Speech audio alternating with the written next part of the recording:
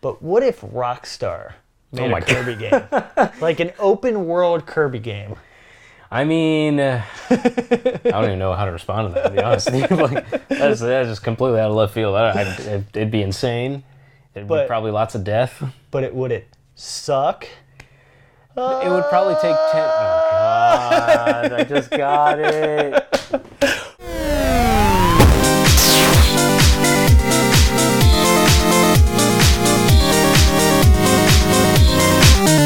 What's up, everybody? Welcome to Multiplayered. I am one of your hosts for the week, Zach Mascanis, besides the handsome man of Helheim, Javier Ortiz. Oh, the deadly and cold, apparently. Ooh. I didn't know it was cold. I always thought of hell as being hot. But Helheim is cold. Not in Helheim. Yeah, which makes sense, because it's like Viking mythology. Yeah, it's just cold in that place. Yeah. So it's like super cold when you die. So, Faux show. Yeah, I didn't know that was still turned on, by the way. Nice. What? The controller. Oh, apparently it is. We're just playing God of War right now. Oh yeah! All right. So if you're with us right now, thanks for joining. If you're on YouTube, check us out on the iTunes, Google Play, Stitcher side of things. Yeah. Spotify, get back to me. Come on. And if you're on the podcast side, check us out on YouTube and Patreon and all that fun stuff. Yeah, it's a good time over there. If you've noticed, it's the two of us again. Yeah, just us. Yep, Guillermo has moved on. But in a good way. Yeah. So, oh God. No, he didn't. To Helheim. No. So basically, we're doing a little restructuring here at Multiplayered. So basically, we have Guillermo and the gang kind of working on some original content, trying to behind the scenes stuff. Yeah. All good stuff. Good things going on for our future. So, expect to see that stuff in the future. Yeah. Going forward. He's not gone. No, he's not gone. And in fact, he is welcome here anytime, and you will probably still see him a lot. Yeah. Unfortunately, that man. Yeah. That man. Yeah, you'll probably hear him a lot, too, because he talks a lot. About David Cage. Yeah. Just nonstop, just saying bad things about him. But yeah, so it's going to be, we're going to be trying some new things going forward as far as the show goes, a little restructuring and all that fun stuff. But yeah, let's just get right into it. Let's just dive in and talk about what's most important in life, and that is Nintendo. God of War. No. Let's give it to us, baby. So basically, here's the thing. I wanted to start with Nintendo. We have been playing God of War, and it is awesome. But I think this is kind of more interesting. We talked a good amount last week about God of War. So. We did. But here's the thing about Nintendo. New president, and I don't want to butcher the name, Shuntaro Furukawa. So I'm sorry if pronunciation's bad. I'm not Japanese is not my native tongue. So he made a big, bold statement that I think a lot of people are scared about, and it's about mobile gaming. Mm-hmm. I'm going to read it exactly so we don't get anything misconstrued. Yeah, lay that quote on us, baby. So here's what my man said. From what I can see, smartphone games are the ones I want to expand the most.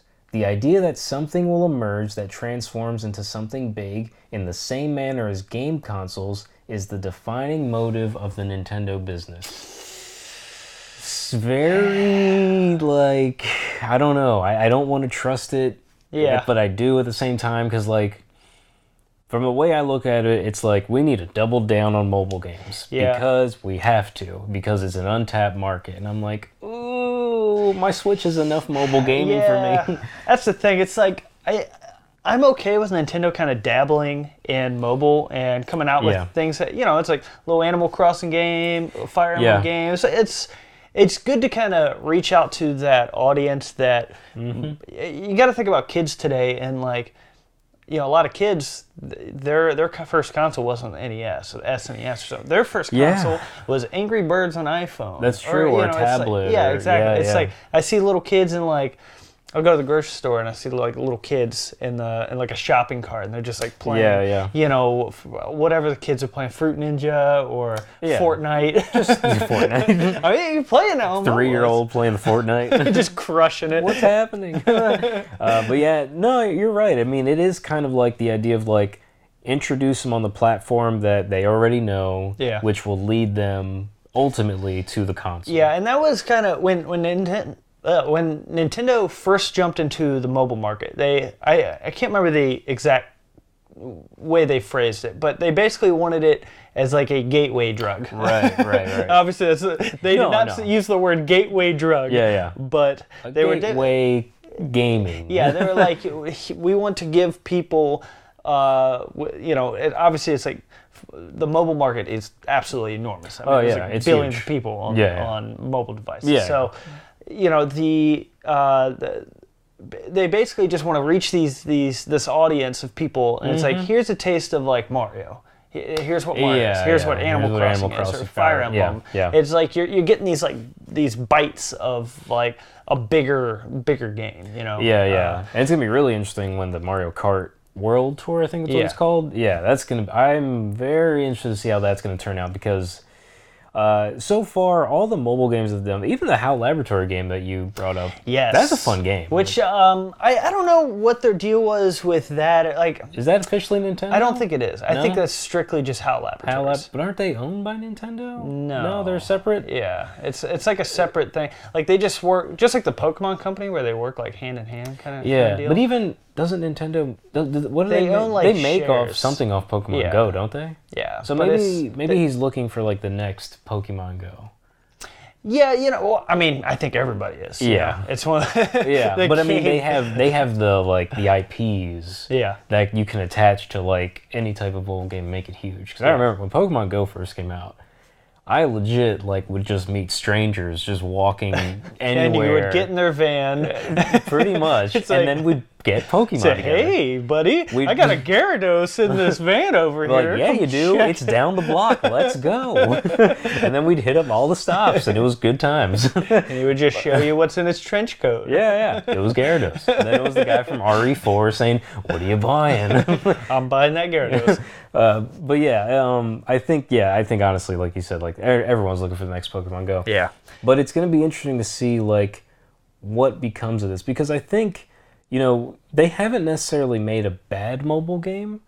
Nintendo? I don't think they have. It's like all their stuff's like... It's fine. Yeah, that's kind of how it is. Yeah.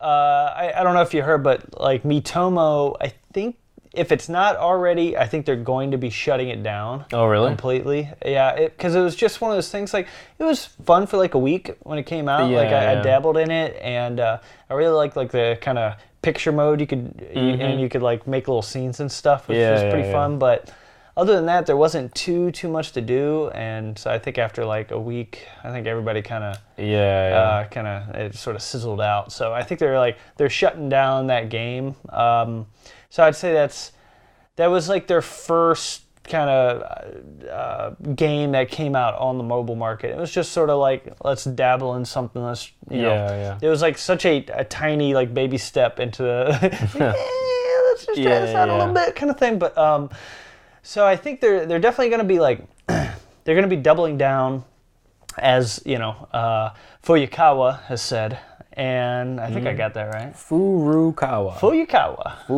Furukawa. Yeah, let's not be too That's the second time you're offensive with the Japanese accents. We need to stop that. I'm trying. I'm trying. That's how you get bad blood with Nintendo. You're just making fun of them the entire time. We're going to like buy a game and just like, I'm sorry, sir, we can't sell you these games anymore. Like, what did I do? You know how there's a no-fly list? You're on the no Nintendo list. No, but that's my life. Not anymore. Cut off. I have a question though. Yes. If you were to think of the next mobile game for Nintendo, what would it be? I would really like to see a top-down Zelda game for it, because I think that the problem with like a platformer kind of game is it's a little crazy as far as like, there's a lot to the control screen. The control scheme, but I think think about like an 8-bit like the original Zelda. There's not too much to the controls. It's still, I think it's tough. The precision is still like you need the D-pad. Yeah, I think you could design that game. Like Nintendo's they're so good with design.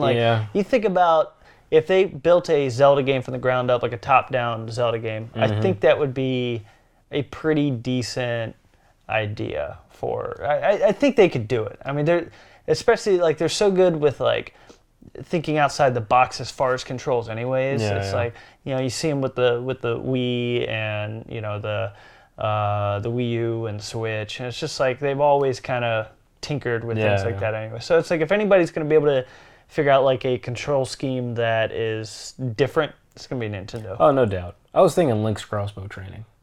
You just have the bow up on the screen and you're just like, just knocking down targets. Like they do the aiming for you, but you're just you just pushing the screen at the right time when the targets fly by, or like if there's a goblin going by or moblin. There was actually a game like that. It was a Rick and Morty game for iPhone. If you remember, in an episode of Rick and Morty, Jerry's playing a game on a tablet where he's just popping balloons. They made that game. Really? So it's literally just called Jerry's Game. That's funny. And it's just balloons. Jerry's Game. It's just balloons, and you just pop the balloons. Popping balloons. That's it. That's the entire game. Well, this one will have Link in it with Zelda and all the other fun characters from that franchise. What else? I think that would be a good one. Yeah. You know what else would be good on the Zelda front? If you made, that's kind of like Fire Emblem, but if you made like a turn-based RPG for Zelda on mobile, because Zelda's all about collecting items and powering up your stuff, so why not do like a turn-based, like it doesn't have to be crazy, anything wild, but like I think that would be fun. Like, it's all about getting items and equipment anyway in Zelda games, so just make it a turn-based.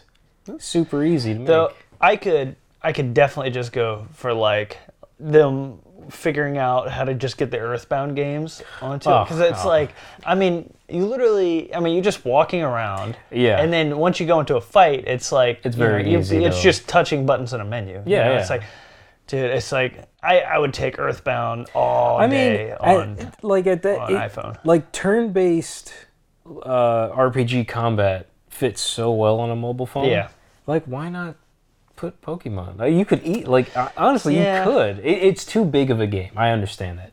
And in theory, though, I think it's possible. Yeah. Like if you made like you could. You really could. Like it's not that hard. Like honestly, I would not be surprised if Pokemon Red came out on mobile. Like you could easily make like $5 off that. Yeah. And that would sell like, and you could fit that on a mobile game. You could easily play it on a mobile game because you don't necessarily need buttons for precise movement or anything. Like it's a very easy touch and go kind of game.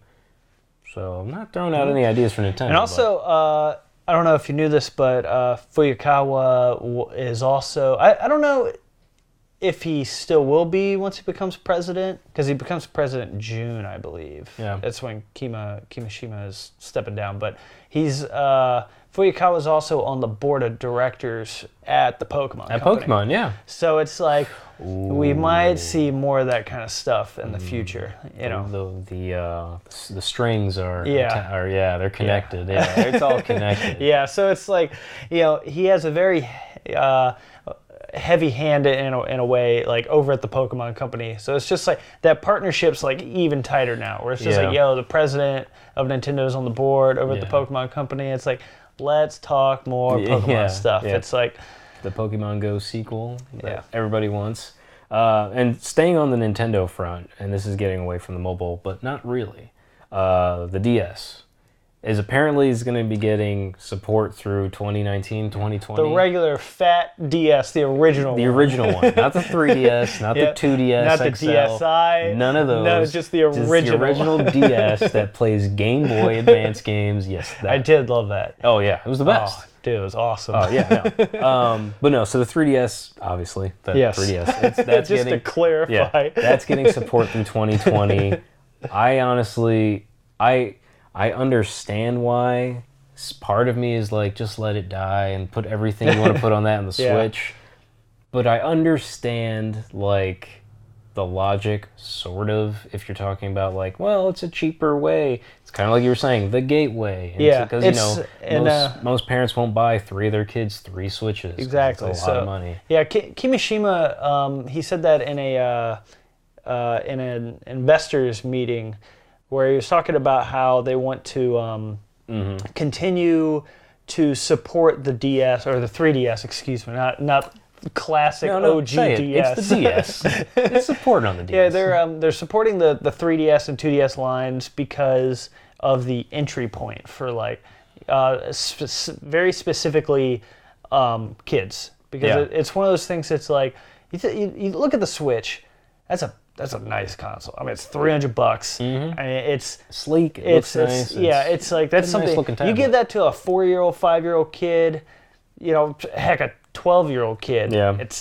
That thing's breaking. It's going to get lost. They're losing the Joy-Cons. Oh, I could see that happening. Yeah, I mean, like my nieces had 3DSs, and it's like things just happen. It's like those are well-built machines. Yeah, but all it's Nintendo hardware. Yeah, it's just one of those things. Like, kids are dumb. It's like they break things. Like, I would be frightened to hand a child my $300 Switch. Yeah, no, it wouldn't happen. Like, I would never do that. Like, if I was the dad or the parent in that situation, I'd be like, look, here's the deal. When you play it, you're going to play with me, and it's going to be docked. Like, you're not removing that. If you remove it, you're going to get the belt. It's going to be like God of War, like, boy, you're not ready. Step away from that. You're insubordinate.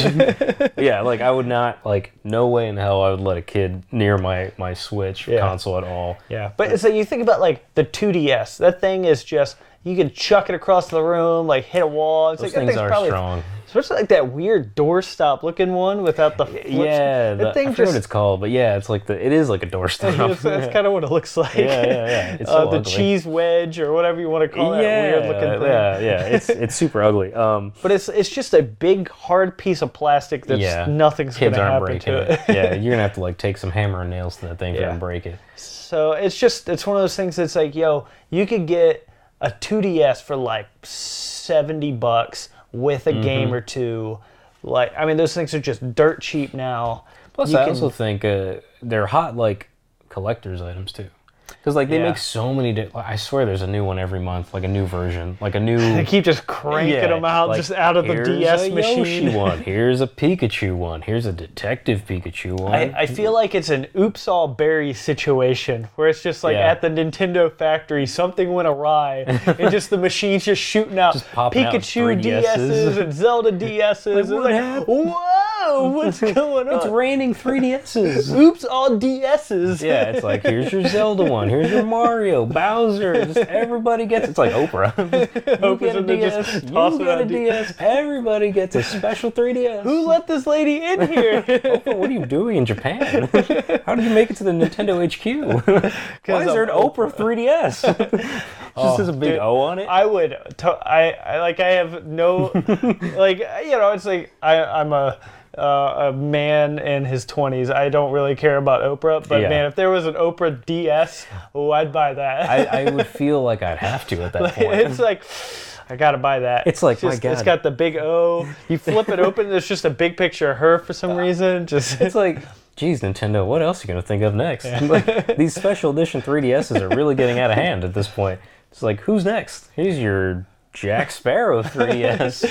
So for some reason, there's this Ford truck sponsored DS. Here's your Bob Barker Price is Right 3DS. You're just doing TV personalities. Just Domino's Pizza 3DS. Your pizza. Here's your McDonald's. I could see a McDonald's 3DS, honestly. I really could. Ronald and the gang. It's just like, hey, get free fries when you take it to McDonald's. It just smells like fries for some reason. It's like, what? I can't get rid of the smell. The McDonald's French fries are pretty good. I do like the smell of them. I like the smell better than the taste. The trick is you got to get them with no salt, extra crispy.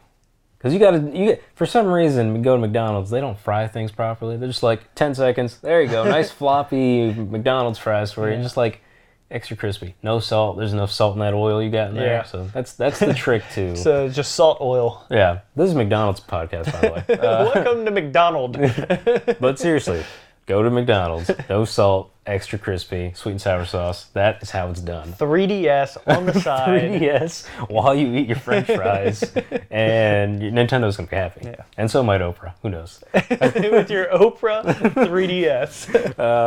But anyway, yeah, that's kind of all the Nintendo. Oh my God! No! Don't worry about it. That's an expensive controller you just dropped. That's mine. Don't worry. I've dropped that thing 4 times. on the hardwood. It was like skipping across them. I'm like, no, I don't know why I keep dropping that. I'm just not. It's just slippery with the blood of my enemies. You know how we mentioned, like, you don't want to let a child touch your Switch? You don't want me to touch it? I don't want you touching any of my things now. You're just throwing it across the floor and just seeing how far it bounces. I mean, sometimes you just got to know. You just got to know. Yeah, you just got to know the bounce ratio for the weight. And yeah. Okay. So anyways, speaking of God of War, PlayStation 4's rolling across the floor. That's a good segue. Red Dead Redemption 2. That is without doubt probably the greatest segue I've ever heard. You know, that's why I'm around. It flows perfectly. That's why they pay me the big bucks. Yes, the Red Dead 2 trailer did come out. And John Marston confirmed. Yay! Johnny Boy is confirmed for this one. Good old Johnny Boy. And honestly, Johnny Marsh. It looks like just a fantastic, a cowboy epic, and it just looks just awesome. Yeah, like a few words else can I use to describe it. It just looks awesome. The way I felt at the end of Red Dead Redemption 1, I started to just feel that way just watching this new trailer. Yeah. Like, I started to just feel like I wanted to choke up. And it's like, because they're still riding that line of, like, I think the year is 1889. 99. 1899. 12 years before the first one. Yeah, which is crazy that like the original game takes place like it feels like it's like 1800s, but it's actually like 1910, 1911 or whatever it's a good showing of like what the West in the States was like before like the 30s, I guess. That's when it was really like industrialized. But it's hard to believe that like even in the early 1900s it was still just desert sand, saloons, and just random spots. I feel like after, or like once like World War I kind of hit is when things sort of really started to shift. You know, you got that, you know, the Industrial Revolution and all that. Yeah, like the railroads are expanding like way more, I guess. Yeah. And just, the industrialization of the States really hits the West. But yeah, man, it's amazing because like I guess they said that in the trailer, it's all about like gangs are on the run. It's like the death of the cowboy. Yeah, the which death is of the Western. That's what like the first Red Dead was like, and man, I love that whole vibe of that game. It's just like, yo, you're a dying breed. It's the extinction of the cowboy. Yeah, it's like it's such a cool concept for a game and for a story, and it's like just like them kind of doubling down on that. It's like I'm so okay with it. It's like that trailer just the feels, man. It gave me the feels. Yeah, no, I feel you, dog. I feel you. But yeah, no, by the way, just like the perfect developers for it. Like having Rockstar do a game like this again, obviously, like it just makes like it's so cool. Like when GTA first came out, you're just like, my God, it's so cool having a game like this. And then just like, let's do this, but with cowboys in the old West. And it's not even that old. It's like 100 years ago. 100 years ago West. It's a little more than 100. Okay, well, yeah. I mean, it's crazy to think about that now. It's I know. I'm still thinking the 90s were like 5 years ago. I know, right? Like, I still think. I was thinking about Ocarina of Time the other day, and I was like, yo, that game is 20 years old. I know, dude. I know. It's insane, man. It's insane. I'm going to go through this slideshow I have right here because it's so nice. Like, everything looks so good. Let's just stay quiet for like 5 minutes and just look at pictures. But doesn't it look so good? Like, all the characters look cool. It just looks so awesome. And it's just like, that's the best way I can describe it. It just looks like an epic. Yeah. Like, just a cowboy epic. And it's just like, hunting down by the law, like the feds are like, the cowboys need to die. Like, you can't have this life anymore. These cowboys need to die. Pretty much, that's what it is. Like, my God, it's just... Plus, like, after the first one, that story was so incredible, and it's just, the way it ends is so beautiful. Yeah. It makes you cry. Like, it makes any grown man cry. Dude, I literally, like, at the end of that game, I put the controller down, and I just thought about life for, like, 5 minutes. Yeah. That's a good job. It's one of my all-time... Like, it might be my favorite ending of any video game ever. Like, really? If it's not that, it's in, like, top 3. Easily. I never thought about that. Best endings to a game. Yeah, that one's just... freaking good, man. You're right. No, that is good. What other great like that is a good one. Like I have to do like a bonus round. Yeah, like best endings in games. I like that. Yeah. I would think. Yeah, man, that is a good one. Red Dead, Ocarina of Time is really good too. Because like you go through all that and they're just like, no, go back. Like go back. Like no, I did all this for you. At least let me get a kiss or something. Hug? No. But yeah, like that's true. Like best endings in games. Yeah, that's a good one. That's a top one. Yeah, I mean, I don't know. Like I honestly like. I don't know what else to say about it, to be honest. Yeah, I mean, like, it looks really cool. Like I'm ready for some gameplay though. It's like show me the gameplay. That's the thing. That's, I mean, I know it's gonna be good, but I just need to see things. I think at E3 we're gonna get that. Ooh. I don't know because they're not. Rockstar never really does E3. That's true. Like if we see it, maybe we'll see it on Sony's stage or something like that. But it's also like, how often do Rockstar just takes forever to make games? Yeah. I mean, they make great games. It's like, when did the first one come out? 2010? I think so. It's been 8 years. Like, they take a long time to do games. I mean, GTA 5's still in the top 10 selling games every month. It's a top 5. They just don't. Yeah, it was number 5. Yeah. Oh my God. For March, Jesus. Like it's beating Call of Duty and Mario Kart. Yeah. That's it. Yeah. Like. The game is 5 years old. It's a 5-year-old game. Oh my God, yeah, Jesus. It came out 2013. I can't believe that game is still in the top.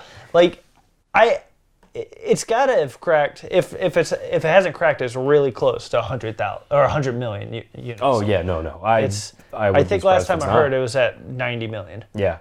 And this is interesting because you had this article pulled up, and I think it's a really good tie-in to Red Dead 2. Oh yeah, I kind of forgot about this one. Yeah. So Cory Barlog, the director of the new God of War game. Thank you, Cory. Yeah, no, seriously. Take a moment to appreciate the man. Like shout out Cory Barlog. Thank you so much. I just finished it. It is frickin-tastic. I've always been a fan of God of War, Mr. Barlog, but like now I feel like validated because in the day people be like, God of War, he's just angry. It's not good. I'm like, that game is great. I love that series, and I love this new game. It is fan-tucking-fastic, if I can say that. Yeah, but that is but the point of all this is like Red Dead 2, God of War. The most notable thing about them. Single-player campaign, story-driven, like that's what it is. Yeah. And he said his statement was, single-player games are the phoenix at this point. We go through the ebb and flow. It's a great word too. It is. It's the phoenix. The phoenix at this point. We go through the ebb and flow. Games change by the different creatives that get involved and say, "Hey, I have this crazy idea," but like. It's not about a competition between multiplayer and single player, he said. It's not about any of them being alive or dead. It is Schrodinger's cat. We are alive and we are dead at the same time, right? And we will always be that way. It will be an ebb and flow throughout time. And he's right. Like, yeah. I always hear this conversation of like, oh man, single player, like games like Fortnite, games like Overwatch, games like Call of Duty. The next one's not going to even have a campaign mode. It's just going to be online. Like these games for services, obviously, it's huge right now and it's taken over. And I understand that. But I think when you have games like Red Dead, like God of War, like Wolfenstein 2, like every Bethesda game made, like you cannot ever factor out the single player, like Breath of the Wild. Like I'm not even counting Nintendo games. These single player campaign story-driven games cannot die. No, I think that I think we can have the best of both worlds. I think so too. I will say that outside of GTA 5, I would say that these multiplayer games are probably raking in a lot more dough than a lot of these single player games. Mm-hmm. I'm basing that off of nothing off the top of my head. It makes sense though. But it's like Fortnite right now. I can't remember the number, but they're making several $1 million a day. But that makes, I mean, logically that makes sense because, you know, a game like God of War, they're not charging you for extra things. Yeah. You know, games like Fortnite, like Overwatch, you can buy stuff and you know, add it to your game if you want, or if you don't have to, but you can. And people are like, oh, $2 for a skin or whatever. Yeah, I'll take that. Like, so you multiply that by like 1,000, and that's $2,000 right there. So it's like I understand why they make more money. Yeah. So I think that it's definitely the sad truth that for the most part, outside of things like GTA 5, which I think that's making as much money as it is still because of their online component. Yeah. But I think there's just, it's multiplayer games are probably always going to make more money going forward. Clearly, yeah. Just because of the community that sort of surrounds those kind of games, and it's like the fact that you can constantly be buying things for it. It's just it just makes sense. Yeah, but there's always going to be a spot for single player games. People like Cory Barlog, he says in that interview that he has just no urge or want or anything to play or make multiplayer games. That's not his. He wants to tell a good story, and this is his medium to tell it in. It's he's right. He's an artist that he has a story he wants to tell, and this is his platform. It's just like Kojima is the same way. It's like Kojima loves films, but he wants to take that and bring it into video games. And there's always going to be those people out there that are like these driving forces in the video game medium, where it's just like, I have a story to tell. I want to tell it through a video game. Yeah. Plus, it's not to say that these games don't make money either. God of War has already passed like 3 million copies, I think. It might be more than that at this point. I don't know, but I think that was the last thing I read. It's already past 3. But it's also, you have people in this world, and I'll use myself as an example. I have never been, my whole life, and not to say that online gaming's been around for a long time, but I have never dived into online gaming as much as other people have. Yeah. I grew up growing up, I didn't have a computer, I didn't play PC games, it was consoles for me, that's it. I didn't play any games online until 2013. Do you remember your first? First game I ever played online was probably Call of Duty. Yeah? It was probably I think so. I think it was a Call of Duty game, just because a buddy of mine in high school had it. Yeah. And so he's like, you should play online sometime with me. And that's the first game I ever played online. But does it got it for GameCube? Yeah, pretty well. Honestly, yeah. I was a GameCube kid, but I have my PS2 as well. Here? But my PS3, I never played any online games for it. Call of Duty, that's it. That is honestly the only one I can think of. And then even in the latest generation, PS4, the only online game I play is Overwatch. Yeah. I don't play anything else. All my other games that I play are these types of games. I play single player story games because that's the most fun for me. Overwatch has its place, and all those games have their place. And I'm not saying online games are bad, not by any stretch. It sounds like you're saying it. No, not at all. I love playing Overwatch. It's my favorite online game to play. But to me, that's never been what games were about to me. I love them as a single player experience because I love these awesome stories that I've played throughout my whole life.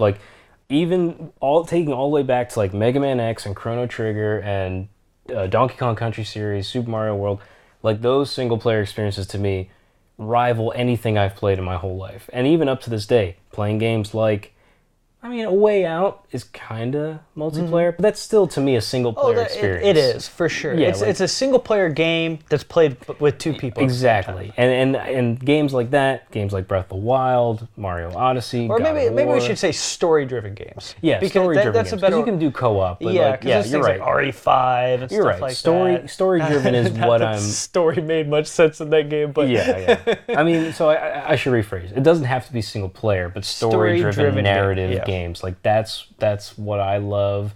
Those are the games I play, and those are the games I'll never stop playing because my investment of time in God of War for me is just as important to the investment time I make in Overwatch. Yeah. I love that game. It's so good. Yeah. And that's going to be the same when Red Dead 2 comes out. Mm-hmm. Or when the next Zelda for Switch comes out, or the next Mario game, or whatever the next big game for Nintendo would be on their Switch. Tropical Freeze, which I want to play that. But yeah, I'm kind of in the same boat where, I grew up as a console kid, and, I played, I had a buddy right next door. If he's watching, what's up, Jason? What up?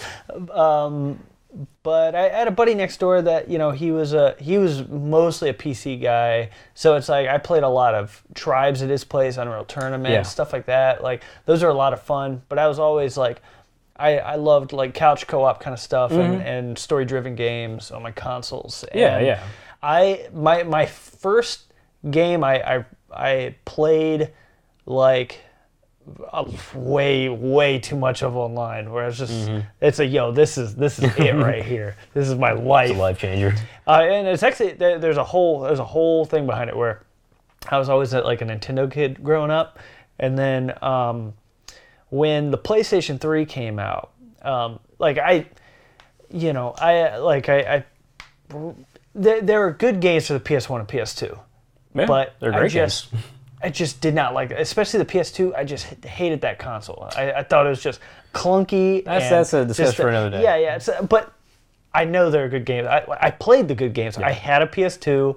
It's like I played all my Metal Gears, and of course. It's like I had it, just didn't care for it. Sure. And when the PS3 came out, it's kind of the same way. It's like, I don't really care about the system too much. It's like. But what are my options? Well, I had my Wii. And like I said, what am I? But when Metal Gear Solid 4 came out, I saw that, and that's actually before I even played the Metal Gear games. Yeah. Because I went back and played them. But when Metal Gear Solid 4 came out, and I saw that game, and I saw the first part of that game, and just like the story, and just Snake just like telling this tale, I was like, yo, this game is legit. Yeah. And I went out and I bought my PS3 with this one over here. Yeah. Sorry, audience, you can't see it, but my Metal Gear Solid 4 PS3. Yeah. I dropped my I think $400 on that, and that game just like changed my life. I went back on my PS2 and I played all the Metal Gear games. Yeah. And I played Metal Gear Solid 4, and then Metal Gear Online, dude, that game. Yeah. I probably put 1,000 hours into that game. Jeez. Like it is on the same level as Overwatch. Is how much I played that game. Yeah. And it's like I had like my crew I played with. It's like that game was just freaking awesome. Yeah. And that was like, online games. I'm kind of like, this is an addiction, but like a good one. But I still like, I love my Metal Gear, but I remember Metal Gear for the story still. And it's like I was brought in because of the story, but it's like that online component was it was just hella fun. Yeah, there's nothing wrong with adding to that, as long but to me, honestly, like when games, like when Uncharted 2, I think when Uncharted 2 came out and the online was introduced, I was like, don't take away from my story, please. Don't take away from, please. Didn't. I know they didn't. I'm very happy about that. And I enjoyed their online game. I thought it was really fun. But if I were to compare the amount of time when I played Uncharted 2 online versus the story, I probably replayed that story 5 times before even touching the online component. Yeah, I played a lot of Uncharted 2. That Uncharted 2 online was actually the game that finally broke my Metal Gear Online addiction. Jesus, really? Yeah. I played that much? It was one of those. It was just like your addiction. It didn't break your. I thought you meant it broke like the amount of time you put into. No, well, it's just like one of those things. It's the like hours. I put so much time in the MGO, and then I was like, I think I'm ready to move on now. Like, it was at like that point in time. I was like, it's time to move on. And then Uncharted 2 came out, and once again, like I hadn't played the first Uncharted yet. That was like a game. I was like, the game looks kind of dumb. And then Uncharted 2, when the demo came out, it was actually a demo for the multiplayer. And I played the multiplayer first. And then I was like, yo, this multiplayer is legit. It wasn't bad. This is a lot of fun. And then I picked up the game when it came out. And then I played the game. And I was like, what is this game? This game is amazing. Yeah, dude, I love Uncharted 2. Like, that game is phenomenal. Yeah, I remember I was playing Uncharted 2, and I remember this solely because the time I started playing Uncharted 2 was the time I got my wisdom teeth pulled out. I had them all pulled out at once, and like the only coping mechanism that I had were, besides the drugs, to like numb the pain, I was just playing Uncharted 2, just like, I could barely talk, but God, that game is so good. Yeah. I love that game so much. And that's like, after the demo, I went and like I picked up like Uncharted 1 and played 1, and then I played 2. And, yeah. But and man, I love the multiplayer for 2 and 3. Yeah, awesome. I like it too. But it's, I really like. Even that Metal Gear, all that, I still think of it as like single player. Yeah, like the single player comes first. Story-driven games, I should say. I agree. And that's where my heart always is. And that's where your heart will go on. Yeah. But it's like I do love my Overwatches. And to me, when it comes to like online game, like game for service, I can't really like hop around online games the way I can with story driven. Yeah. Because like Overwatch is the game I go to when I really have nothing else to play. It's like I can do this because it's like you just got like an hour. Yeah, I like the term you use, like your junk food game. Like you can pick that up, put it down. It's definitely a junk food game. Yeah, but like, games like God of War, Horizon, Uncharted, like those types of games, like I can't, like those are the games I want to invest my time and my soul into. Yeah. Because like it's so good and like the stories are so great and the gameplay is fantastic and like the combat's so much fun to play. It's like that, like the Arkham City games, like I love, especially because I'm a big Batman guy, but like I love devoting out. Like I replayed those games many, many times just because I love the story, I love the characters, I just love playing it. It's like watching your favorite movie again and again. Like, nothing wrong with that. But anyway, all that said, great segue coming up. Speaking of Red Dead, God of War. Speaking of some of my favorite things of all time, historical-wise. Yes. Historically. So it's a new topic, but new segment for the show. I'm gonna call it, working title. Well, title in progress. That's the name of it. It's called Title in Progress. Video Game Historia. Ooh. See how it goes. Now the point of this is it's very simple. I'm gonna give you a few details of a game that came out this past week, and this is the week of the first week of May. Yep. So this first week of May, throughout the history of time. Throughout video games' long, decades, centuries worth of history. 400 years ago, a game came out for rocks. Name that game. Name it. You're never going to guess it. It wasn't developed by Nintendo. But yeah, so I'm just going to give you a few details, and you're going to guess the game. And I picked a good one because, the first week of May is obviously such a great week of video game releases. Oh, yeah, I'm sure. So this is going to be like, it's going to stand out so well. All right, lay it on me. But yeah, so this is probably gonna be tough though, because I'm feeling like this is a game you never played. Yeah, I guess because it's not good. I told you off camera. It's like I have a vast knowledge of the things that I know, and then there's just like total dark spots of like PC games and stuff like that, where it's just like. Well, this is a game for all platforms. Okay. It's a multi-platform game. Multi-platform. This is a licensed IP game. Okay. Right? So that kind of helps narrow it down. Yes. This is a licensed IP game.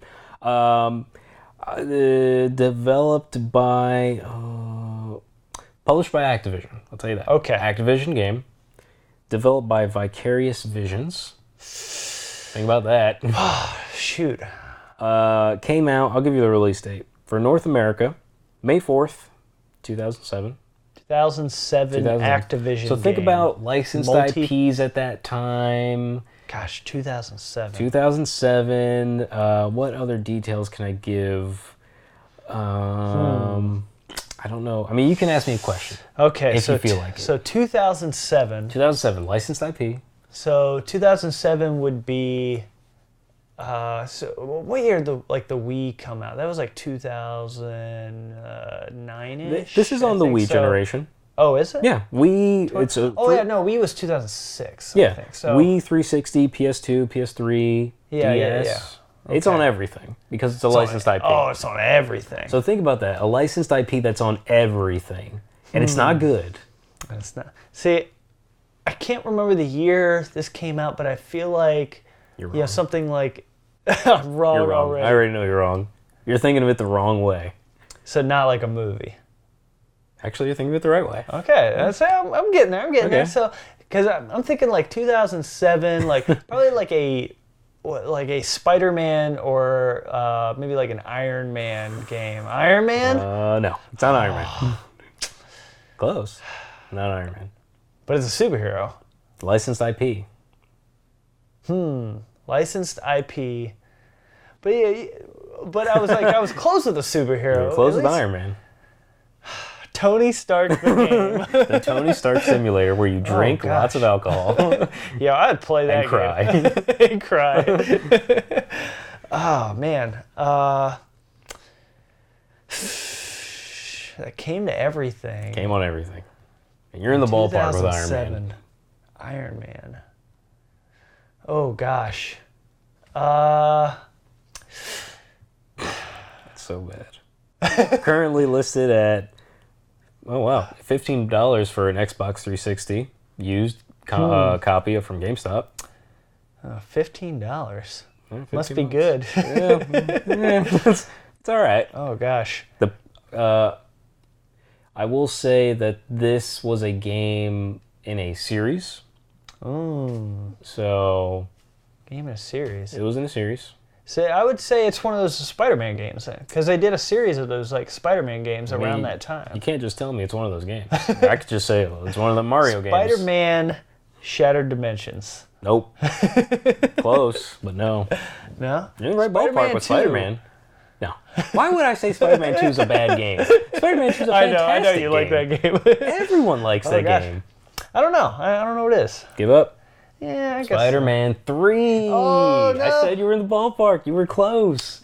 Yeah. Spider-Man 3. See, I can't remember what year all those like Spider-Man movies came out. But you were right. I mean, it was. Was that with the black suit? Yeah. So that was like sad emo Spider-Man. Yeah. See, I forgot they even made a Spider-Man 3 video game. Yeah, it was bad. It was bad. Because I remember, like, I feel like they just stopped after Spider-Man 2. I wish. I wish they had. Like, I can't even picture, like, the box art for the third game. It's just his suit with, like, some black going, like, you know. Yeah. I feel you. Forming. It's bad, though. You don't need to play it. But, like, you play Spider-Man 2 and you're like, wow, this game is so much fun. I love swinging through New York. It's so great. How are you going to make it better? And they're like, we made it worse. Don't you worry about that. Well, it's okay. We have a good Spider-Man game on the horizon. That is true. Dude, I've said this off camera. If they make a PS4 Spider-Man edition, like a PS4 Pro Spider-Man. Yeah. Dude, I think a red, like just a red PS4 with like some like black webbing around it. I think that just... No, dude, it's got to have the white new emblem. Because it's a new Spider-Man that's emblem. right. So put that new white emblem on a red PS4. I'm not saying I'll get it. I'm just saying that might be the third PS4 I'm going to own. Because you just have a stack of them, a PS4 sandwich. I mean, it's so beautiful, though. And I'm imagining what it would look like. This non-existent PS4 is so beautiful. I want to have it now. So yeah, I don't know. It's pretty long. Do you think we have time for any? Okay, so we'll do a quick hot take. Okay.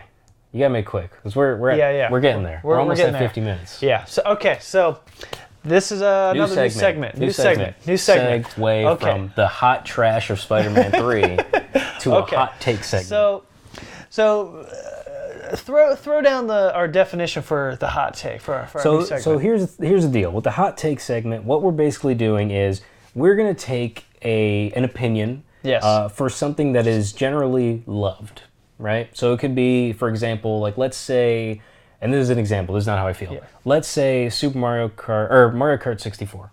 Everyone loves that game. Everyone's always loved Super Mario Kart. I'm going to tell you why Mario Kart 64 is the worst game of all time. That is the hot take. We're going to just say like something is garbage when a lot of people love it because we want to get people angry. And you might get me angry depending on what you say or vice versa. So here's mine for the week. We were talking about it a little bit off. I think we're on the same page. Yeah. So I adore the new God of War game. It's so good. So good. But man, why do you hate it? The travel system is butt. It is butt. What was that? You just made Cory Barlog cry again. He's crying again. He's crying right now. Cory, stop it. Get ready to get them tissues ready. So I'm about to lay it down for you. So the travel system in this game is just clunky. It's butt. It's butt. It is butt. It's butt. It's one of those things, like, I think back to Breath of the Wild and how good the travel system was in that game. Yeah. And like in many different ways, from the fast travel to just walking around the world, where it's like in that game it's like, oh, let me just like climb a mountain. You just climb the side of a mountain, and it's like, ooh, over there it looks cool. Let me just jump off this mountain and parasail down. Fly over there. And it's like everything about the traversal of that game is fun. It's like, even if you've been there before, there's always something new to explore, something new to climb, and you can just kind of get lost and you're cool with it. And it's just like, but it's it's also really a much fun. more open world game. Yes, like God of War it isn't is. necessarily open world. Yeah, it's like they want to be open world-ish. But there is like, a path. Yeah, and it's like, it's kind of like the sort of those Tomb Raider games where it's like, here's your set path, but there's places you can kind of travel to and check out. There's like tombs and that kind of thing. The tombs of raid, if you will. But especially the fast travel in this game is just so slow. It's like it takes just as long to get somewhere. It's so bad. Sometimes I think about the fast travel. I'm like, screw it. I'm not taking the fast travel. I'm just gonna walk all the way over it's there. Like I gotta pick up a rock. I gotta open a gate. I gotta wait to go inside the gate. I gotta go on a tree, run around the tree until my portal opens, and then I can take my portal and I'm at finally where I'm at. It's pretty bad. Yeah. Like, I understand. Like, that game is probably just like behind the scenes in the PS4. It's like, oh God, you're trying to make me load all of that. Yeah. Oh my God, this hurts. Yeah. From the technical side, I don't even want to imagine what that takes, but dude, it's slow. It's slow. Just it's a slow travel system. I've beat the game now, and I'm traveling around trying to get all the little things. I'm actually really close to the platinum trophy, and nice. I wasn't even trying. It was just one of those things. I looked at the map. I was like, oh, I only need a couple more things here and there. Nice. But traveling around just sucks. Yeah. Like, you're in the canoe, and the canoe's so slow. It is. Canoe simulator. It's pretty ridiculous that a game about the god of war going around killing just vast amounts of other gods and stuff. 80% of that game is just him at a canoe, with his boy and a head. Yeah, it's just that's the game. It's just a canoe of war. Canoe sim. God of canoe. Canoe simulator. Yeah, so it's just like, and then it's like, you can't really like traverse. It's just like you're basically a linebacker trying to run around this world, and it's like, it's just not that great. Fair enough. That's how I feel, anyways. Yeah. Well, that's okay. Well, that's all right. But that game is awesome. Yeah, no, that game is amazing. And I'm going to do one as well. This will be really fast.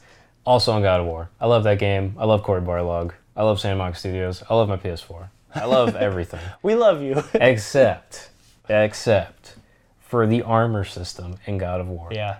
It is upgrade system. So here's the deal. I for one, it's too complicated. Yeah. It's overly convoluted. There's way too many things I'm trying to factor into my brain when I just want to slice things with my axe, or that's all I want to do. So that's my first thing. The second thing about the armor is like, hey, you guys want to upgrade your armor that you just got because it's a cool armor? Great, here, upgrade it for like 10 million silver, all these resources, give me all of it. I'm like, cool, I got this awesome armor.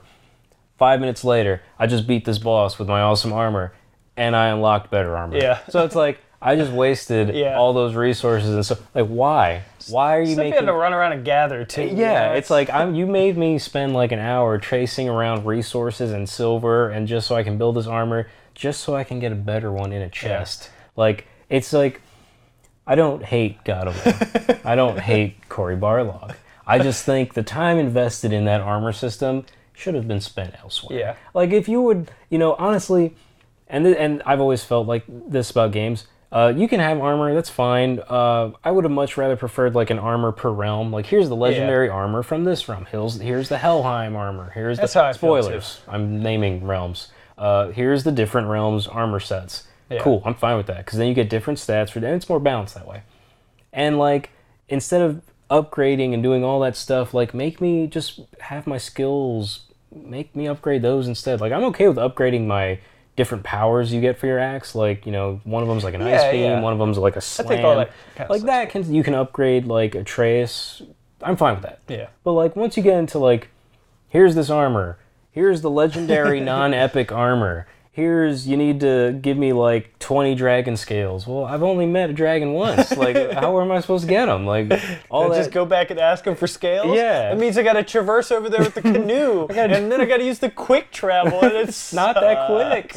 Then you realize it's 2 hours in, and you're just trying to upgrade one piece of armor for nothing because there's going to be a better one about 5 minutes away from there. There's also like, not to steal your thunder there, Mr. Thor, but there's also like, you'll do like a side quest and you'll get like some dope armor, but then you look at it, it's like, oh, my armor's already better. My armor's better because I spent time upgrading it. Yeah, and so it's sort of a waste of time for me to do a side quest. Yeah, I agree. I had to canoe over here. Yeah, so that honestly makes that game a 0 out of 10. Like, it's just terrible. 0 out of 10. Corey, start crying right now. Get your tissues out because you need to cry.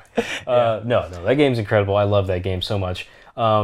But I do think time invested in that upgrading system could be better spent elsewhere. I think they should have made like cool or more like cool killing animations. That's my thing. Like, I think that would have been pretty cool. Yeah, because like, you kill a troll once, that's how it's going to die every single time. Like, you don't really get variety with that. Mix it up, Kratos. Yeah, and like the old games, like I really liked it. Like, there were different ways to kill stuff. But I mean, you know, standard ways of killing one thing has been around for a while in the God of War franchise, I mean. But either way, it's a new game. I would have liked time invested in that more than the armor system. Yeah. I honestly think it would have been more fun that way.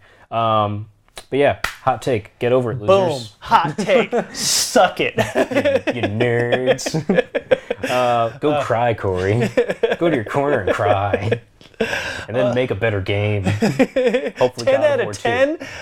Just not good enough, bro. Not good enough. More like meh out of meh. That's not that good. Oh! Shots fired. But yeah, that's. So I think that's our show, man. I think we crushed it. I'm gonna take a sip of water right now. Get it? You're just spitting hot fire, so you gotta take that cooling water. Cooling water. Yeah, I feel you. Yeah, that's the show. That's it. I like Get good. So yeah, thanks for sticking around. I hope you kind of like what we're doing with the show, the news segments, all that kind of fun stuff. It's fun doing it. Yeah, it's like we're gonna try and introduce some news segments going forward too.